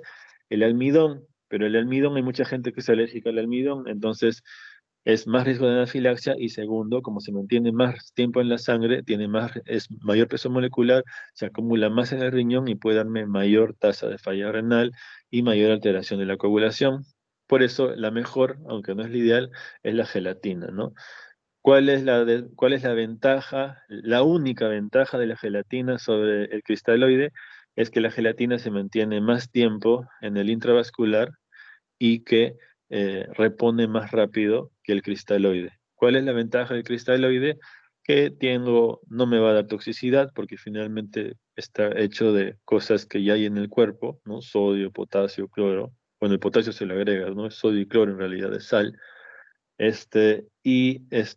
Tiene menor riesgo de falla renal porque sus componentes filtran sin ningún problema, o sea, el riñón filtra sodio. Y bueno, eso creo que sería todo. ¿Alguna pregunta que tengan? Creo que les he hecho un resumen así de lo más importante aplicado a lo que van a ver. No se olviden, el cristaloides usa la presión osmótica y el coloide usa la presión oncótica. ¿Por qué oncótica? Porque son sustancias de alto peso molecular que no pueden cruzar la membrana capilar tan rápido como el cristaloide, ¿no? Donde sí son sodio y cloro que jalan agua como si nada, ¿no? Esa es la desventaja por cual también pasa más rápido el intersticio. ¿Alguna pregunta? Doctor, una pregunta. ¿Cree que podría repetir esa parte en la que mencionó el uso tanto de los cristaloides hiperosmolares, creo que dijo, isosmolar y también hiperosmolar? Ya, si tienes un paciente chocado por la causa que sea de shock, no me importa, tú vas a usar siempre un cristaloide normovolémico, o sea, al 0.99%, ¿ya? ¿Cuándo usas los hipotónicos o los hipertónicos? Cuando tienes una alteración de otro sistema. Por ejemplo, cuando usas un hipotónico, cuando tienes una hipernatremia, ¿no? El paciente viene por hipernatremia, usas una solución hipotónica para bajarle la osmolaridad plasmática, alcanzar un nivel normal y que deje de tener hipernatremia. Cuando usas una solución hipernatrémica, o sea que jala del intersticio hacia el intravascular, cuando tienes lo opuesto, ¿no? Una hiponatremia o un paciente con un tequiado, ¿no? Un paciente que tenga hipertensión endocraniana y quieras, digamos, bajarle la presión endocraniana jalándole agua de su intersticio cerebral, ¿ya? Otra cosa que me olvidaba que es muy importante es que la velocidad de infusión tiene mucho que ver con qué tan rápido lo que tú le estés poniendo, cristaloide coloide, pase al intersticio, ¿no? Recordemos, no queremos que pase al intersticio. Entonces, si ustedes ven las guías de shock, como les dije, ¿no? Punto 1, todas empiezan con cristaloides. Ninguna te dice empieza con coloides. Punto 2, todas indican una velocidad de infusión de bolo, o sea, todos indican un bolo de 30 mililitros por kilo. La única guía que te indica menos es la de anafilaxia, que te indica 20, pero el resto todas es 30, y la de anafilaxia es 20, y todas son cristaloides, ¿ya? ¿Por qué? Porque se han probado infusiones o bolos más grandes, como por ejemplo 50, pero estuvieron asociados a mayor edema intersticial, entonces no fueron benéficos. Entonces, si tú lo pusiste, el que expuso lo puso en una diapositiva, así lo vi, puso 30, ¿no? 30 es para todo, menos para anafilaxia es 20, y el coloide es más dependiendo del estudio, ¿no? Algunos van desde 20, los más, digamos, optimistas van desde 20 mililitros por kilo, otros intermedios van 15 mililitros por kilo, y ya los más conservadores dicen 10, ¿no? Pero 10 es muy poco en realidad. Me parece que entre 15 y 20 es una buena cantidad, y para el cristaloide 30 es una buena cantidad, salvo que sea un shock anafiláctico, que en ese caso la guía del OMS te está recomendando usar 20, así que no tendrías por qué usar 30, ¿no? Recordemos, no importa el tipo de shock, siempre se empieza con volumen, siempre con cristaloides, no con coloides, porque, digamos, el coloide es tu arma secundaria, ¿no? Pucha, le pasé 30 mililitros por kilo de cristaloide, ¿qué hago? Si no hay sangre, nada, lo dejo morir. No, pues ya le empieza a pasar coloide, caballero, no te queda otra. ¿Cuánto le vas a pasar el coloide? 20 mililitros por kilo, no más. No le vas a pasar pues 5 paquetes de coloide, ¿no? No, tú calculas el peso, 70, a ver, 70 por 20, 70 por 20 sería 700, 1400. 1400 es más o menos, cada poligelina viene de 500, o sea, le pasas 2 poligelinas más 400 mililitros de poligelina. Y no más, ¿no? No más, para eso es la dosis, ¿no? Hasta que pasa eso, ya te debían de haber traído los hemocomponentes, que es el tema de otra clase. Los hemocomponentes usualmente se pasan uno, un paquete globular, un plasma y una plaqueta, ¿no? Actualmente eso ha cambiado y se decide pasar, o bueno, no es que haya cambiado, algunos dicen, no, mejor 2 paquetes globulares, un plasma y una plaqueta. ¿Por qué? Porque normalmente en la sangre la plaqueta no va al medio, va en la periferia. ¿Y qué es lo que hace que la plaqueta se vaya a la periferia del arterio, de la vena? Es porque el medio está ocupado por el glóbulo rojo. Entonces, si tú le pones 1, no hay la suficiente cantidad de glóbulo rojo para que en teoría ponga o expulse a la plaqueta en la periferia del vaso, que es donde cumple su función. Entonces dicen 2-1, ¿no? Pero dices, tema de otra clase. Bueno, creo que ya respondí tu pregunta de hiperosmolar, normosmolar y posmolar, ¿no? Para casos de shock, siempre normo-osmolar. Para casos de hipernatremia, hiposmolar. Para casos de hipernatremia, perdón, hipernatremia hiposmolar, hiponatremia hiperosmolar. Para causa de aguda del pulmón, puedes usar una solución hipernatrémica. O si no, puedes usar manitol, ¿no? Eso ya depende de cada uno. ¿Alguna otra pregunta? Doctor, y en todos esos casos es mediante terapia restrictiva, ¿no? En la vida deberías de usar siempre terapia restrictiva basada en el llenado capilar principalmente, porque ya hay estudios nuevos que demuestran que hacer una reposición de volemia basado en el llenado capilar, algo tan simple que es apretar la uña, es mucho más efectivo que estar con lactato, con exceso de bases, ¿no?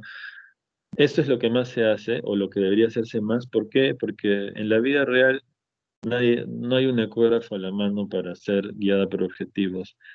Y hacer a libre demanda con todo lo que se sabe ahorita del glucocálix, del edema de intestino, del hilio paralítico, de la mayor estancia hospitalaria, del aumento de incidencia de infección de herida operatoria. Hacer una libre demanda ahorita sería una ignorancia, ¿no? Y como ya les dije, o sea, ustedes mismos se dan cuenta, ¿acaso si tú duermes, no sé, si tú pesas, no sé, 60 kilos y duermes 10 horas, te levantas hipotensa o taquicárdica? No.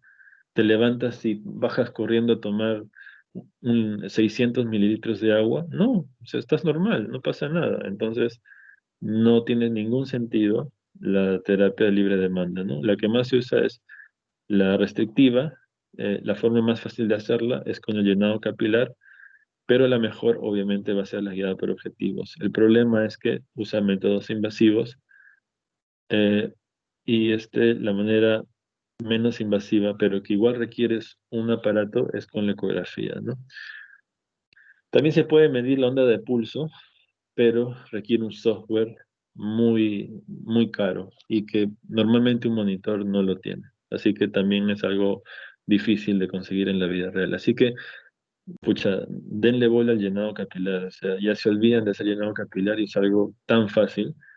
Si tú, alguien que tiene ya 2 de llenado capilar, y está hipotenso, tú le sigues pasando volumen, lo único que vas a hacer es aumentarle el intersticio. O sea, aumentarle todo lo que no quieres. Si tú ya tienes 2 de llenado capilar o 3 y sigue hipotenso, necesita un vasopresor.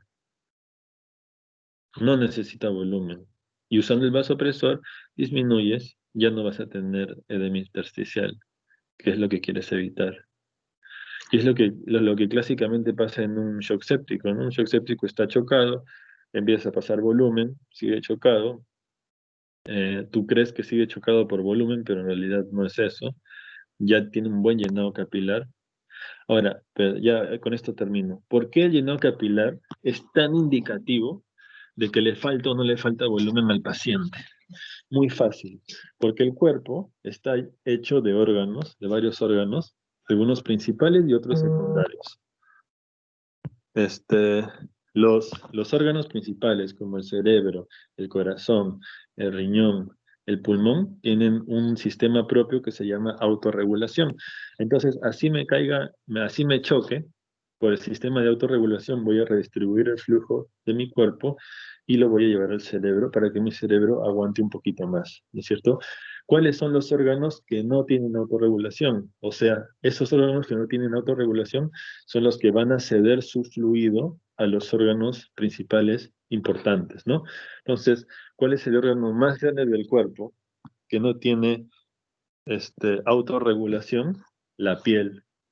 Por eso es que si tú haces un llenado capilar y está prolongado, la piel no tiene autorregulación, ya le dio su fluido al corazón. Entonces, te indica 2 cosas, ¿no? Puede que no esté chocado, pero tiene llenado capilar prolongado. ¿Le das o no le das fluido? Le das, porque ya está usando la reserva del órgano que no tiene autorregulación. Entonces, por eso es que hacer la fluidoterapia restrictiva con llenado capilar es tan bueno, porque no solo te permite ver cuándo ya no está chocado, sino te permite ver cuánto más le tienes que pasar de reserva hasta que recupere no solo el órgano principal, que es el corazón o el cerebro, sino también el órgano secundario y recupere su reserva para si se vuelve a chocar, tiene un colchón. Ya bueno, eso sería todo. ¿Alguna pregunta?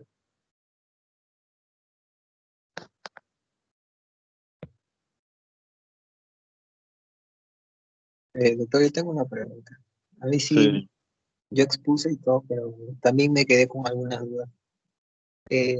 Con respecto a esa terapia de, por ejemplo, por cada 1 mililitro de sangre que se pierde, nosotros podemos reposicionarlo con 3 mililitros de cristaloide, ¿no? Eso es con respecto a la sangre. Pero con respecto a otros fluidos, por ejemplo, ya sea vómitos, diarrea, por ejemplo, ¿esa relación también se cumple o no? Ya mira, respecto a la sangre, tú tienes algo que se llama la hora de oro, ¿ya? Es un error que tú, o sea, si tú puedes pasar, si tú tienes un paciente que sangró 1000, que está sangrando 1000, y tienes cristaloides o tienes hemoderivados, lo que tienes que hacer es pasarle hemoderivados. ¿Por qué? Porque el hemodiderivado va a cumplir la función de lo que le está faltando. Se está perdiendo sangre, no está perdiendo sodio, agua y cloruro, está perdiendo sangre, o sea, plaquetas, plasma, factores de coagulación, glóbulos rojos. Entonces tienes una famosa hora de oro. Antes de esa famosa hora de oro, tú le tienes que reponer los hemocomponentes. ¿Por qué? Porque, por ejemplo, como tú dijiste, ¿no? No me acuerdo exactamente el número que dijiste, pero pongamos el ejemplo, ¿no? Paciente sangra 200 y lo que se queda en el intersticio es un cuarto. O sea, ¿qué significa? Que para reponer esos 300 de sangre tú le tienes que pasar 1200. O sea, me estás diciendo que tú estás pasando a propósito para que 900, o sea, 1 litro de sangre se vaya, perdón, 1 litro de cristaloides se vaya al intersticio. Eso es perjudicar al paciente. Eso es hacerle todo lo malo que tú le has dicho que le hace la hipervolemia, ¿no? Y dañar el glucocálix, aumentar la instancia hospitalaria, el edema de todas partes, todo mal, ¿no? Entonces, lo ideal no es reponer así, lo ideal es reponer el cristaloide, no buscando esa proporción, sino reponer cristaloide y agregar un vasopresor y mientras vas pidiendo el hemoderivado. En caso sea deshidratación o por vómitos o diarrea, ese ya es más un tema de pediatría, ¿no? Ese es, bueno, a grandes rasgos, si tú tienes un vómito, tendrías que, si es que toleras la vía oral, tendrías que tomar un vaso, ¿no? Pero eso es cuestión de pediatría. O sea, es bien difícil o sea, según los grados de deshidratación, va a ser endovenoso, va a ser por las sales, ¿no? Las sales va a ser por vía oral, ¿no? O por vía endovenosa. No lo recuerdo exactamente el valor, pero se pasa, lo divides entre 3, o sea, el volumen total lo divides entre 3, eh, eh, le pasas el 50% en la primera hora y en la segunda y la tercera hora 25%. ¿Ya? No se usa y no siempre tiene que ser endovenoso, depende del grado de deshidratación del paciente, de si tiene confusión, de si está excitado o si está deprimido, de esas cosas. Pero es un tema ya más de pediatría. Solo en el caso extremo donde sea un paciente que tenga síntomas graves como confusión, convulsión o otros síntomas, como no sé, coma, en ese caso recién usas endovenoso, ¿no? Y ellos tienen su fórmula que no la recuerdo, la verdad. ¿Alguna otra pregunta? Sí, doctor, he también leído, o sea, he buscado bastantes guías.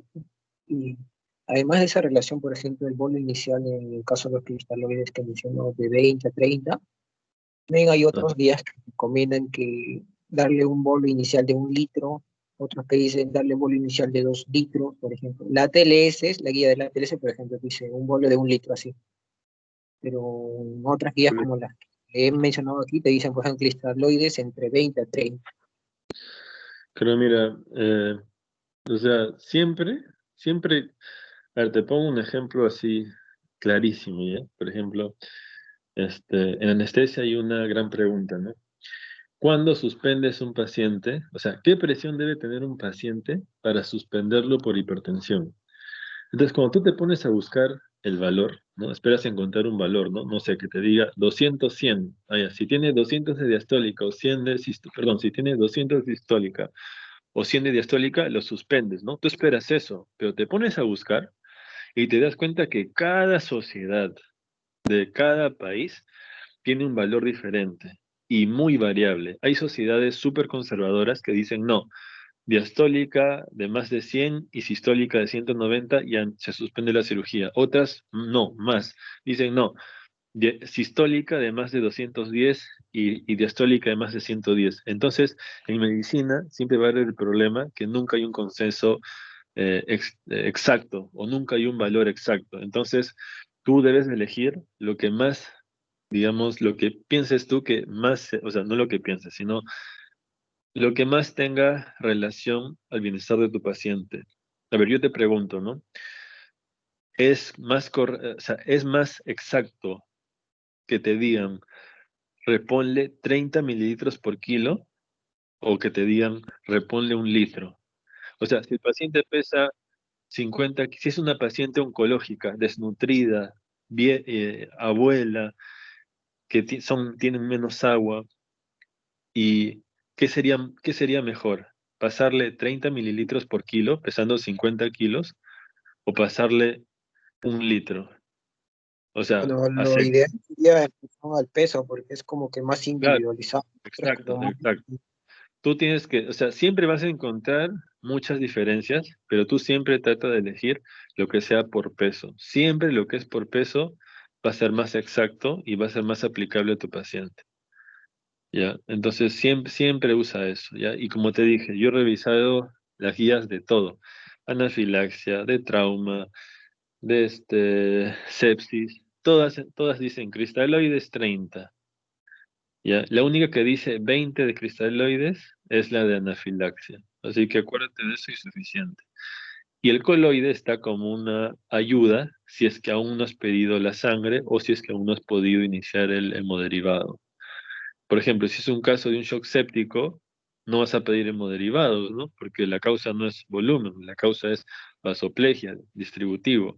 Entonces, le pondrías el coloide mientras armas, le pones el catéter venoso central, porque los vasopresores se ponen por catéter venoso central, y eso te da tiempo, o sea, ganas tiempo con el coloide, ¿no? El coloide nunca va a ser tu terapia inicial, por más de que reponga más rápido y ya hemos dicho todo eso. O sea, el coloide es para ganar tiempo al tratamiento que le corresponde a tu tipo de shock, ¿no? Y tiene un límite, ¿no? Los más conservadores 10, otros dicen 15, otros dicen 20.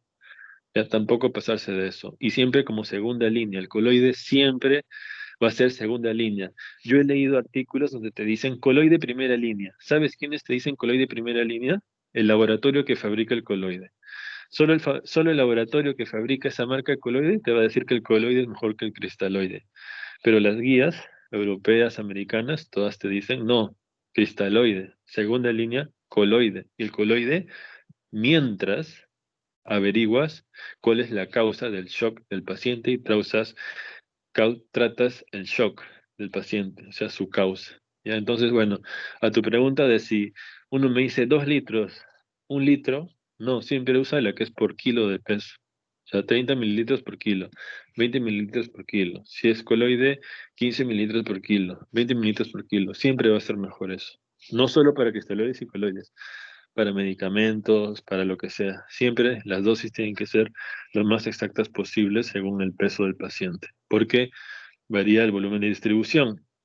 Finalmente, ¿qué te da la concentración? La concentración va a ser la cantidad que tú le pones en el cuerpo, ¿no? La división de eso es una concentración. Entonces, 1000 entre 50 no va a ser lo mismo no sé, a 800 entre 50, ¿no es cierto? Son diferentes concentraciones. Entonces, las dosis no pueden ser dosis estándar, de números estándar, sino tienen que ser por kilo de peso del paciente. Bueno, ¿alguna otra pregunta? Sí, doctor. Vi allí que los coloides estaban contraindicados en el caso de sepsis. ¿Por qué? Porque Mencionaba, bueno, al menos lo explicaban de esta manera. Decían que la permeabilidad vascular se alteraba en los casos de sepsis. Y entonces en estos casos es donde se podía, o sea, los coloides podían perfundir al intersticio, cosa que no se da en los casos normales, pero en la sepsis podría ser. Eso es verdad, ¿verdad? Claro, ¿qué pasa? ¿Qué tipo de shock es la sepsis? La sepsis es un shock distributivo. ¿Qué significa que sea un shock distributivo? Que hay vasoplejía. ¿Qué significa que hay vasoplejía? Que aumenta la permeabilidad capilar anómalamente. O sea, la capilaridad vascular está aumentada de manera patológica. O sea, más de lo normal. Por eso es un shock distributivo. ¿Ya? Entonces, la albúmina normalmente no pasa. O sea, en un shock hemorrágico no pasa. ¿Por qué? Porque la permeabilidad capilar está normal, pero en un shock séptico, que es por distributivo, sí va a pasar, porque la capilaridad está alterada. ¿Ya? Por eso es lo que estás diciendo, si es correcto. ¿Con alguna otra pregunta?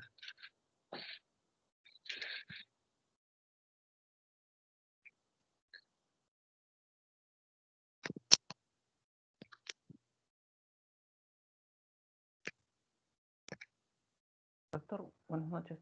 En el caso de pérdidas insensibles, también se tendría que tener en cuenta las fiebres mayores de 37 grados y medio y las taquipnias mayores de 20, o como es tan poco el tiempo en que sucede esto, ya no se considera.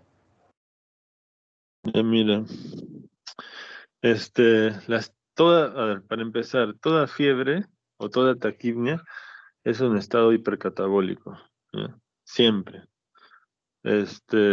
Todo estado hipercatabólico te va a producir mayor consumo de ATP, o sea, mayor el ATP. Para crear ATP, ¿tú qué haces? ¿Tú qué liberas? Calor, ¿no? Entonces, ¿qué hace el calor? Genera fiebre y genera sudor, ¿no? Tu cuerpo tiene que eliminar ese calor que ha generado el estado hipercatabólico.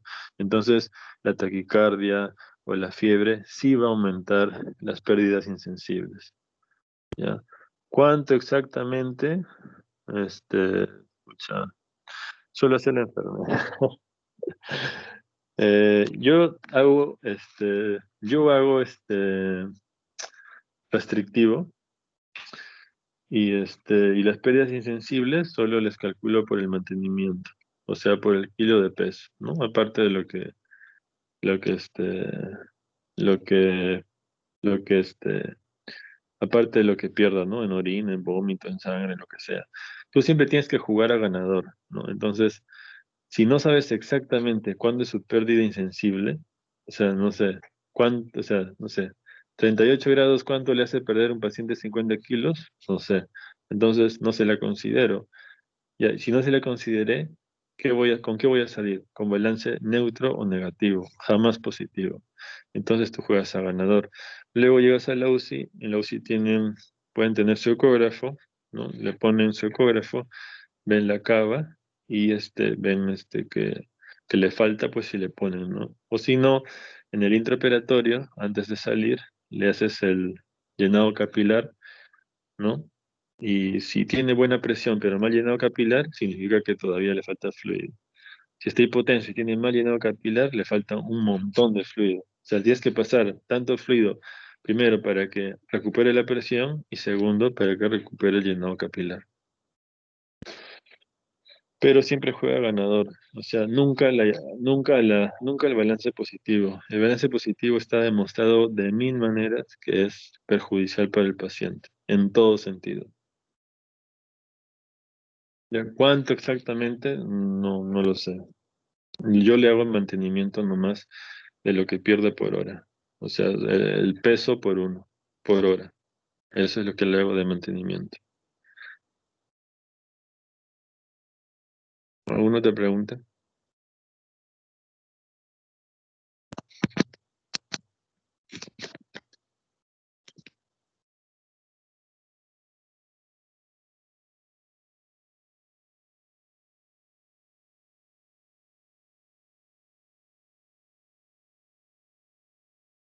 Bueno, el delegado, porfa, que me pase la lista de nombres para ponerle sus notas, porfa.